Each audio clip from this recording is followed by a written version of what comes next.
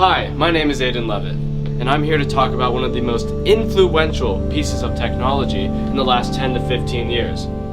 Now stay with me because this might take a little while. Schools, like the school that I'm in right now, tend to cheap out when it comes to technology. I mean, who wouldn't want to save a little bit of money? And it's especially with technology. And what I mean by technology, I just mean laptops. If I were to give you a $11,000 laptop and say, here, give these to 10,000 students, you can't really do that because it's way too expensive. But there is a laptop that is cheap, fast, and effective. And this laptop, a lot of schools use. And if you've gone to school, you've probably used it too. So, this laptop I would like to introduce you to is called the Chromebook.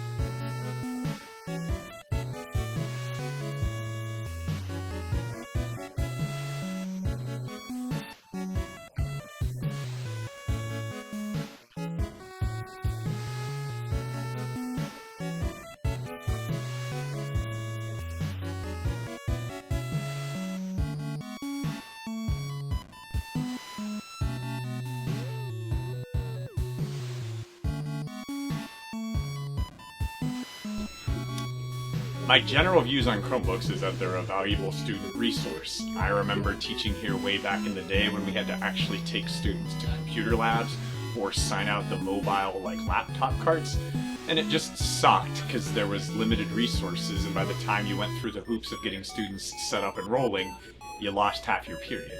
So, in the years since I've taught with students having their own personal devices, I think it's infinitely better than it would be before, especially because it helps those students who might not have a personal computer at home or a phone capable of doing everything they need it to do. I enjoy the fact that at East Penn, every kid has at least a basic Chromebook that can do everything necessary for school. If they have other more sophisticated electronics of their own or that they can afford or are passionate about, great.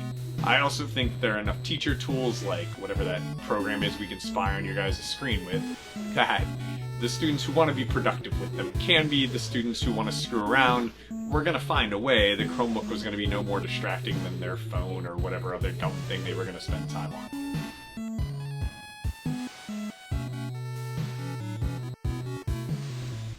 To be honest, I'm probably not qualified enough to answer the question of whether student Chromebooks at East Penn should be more or less restricted than they are right now. Here are some gut thoughts though. It is really frustrating for me when the filter kicks you guys out of things like, for example, my philosophy of world religions class. A lot of times students will be trying to research something on a given religion, but the fact that it's religious means the filter blocks it. I'm not sure if that's a Chromebook issue or this, internet filtering issue, so it's probably a mix of both. In general, it seems to me the mix we have at East Penn works with students. I can't think of many instances where students are trying to do legitimately educational things that they're frustrated by.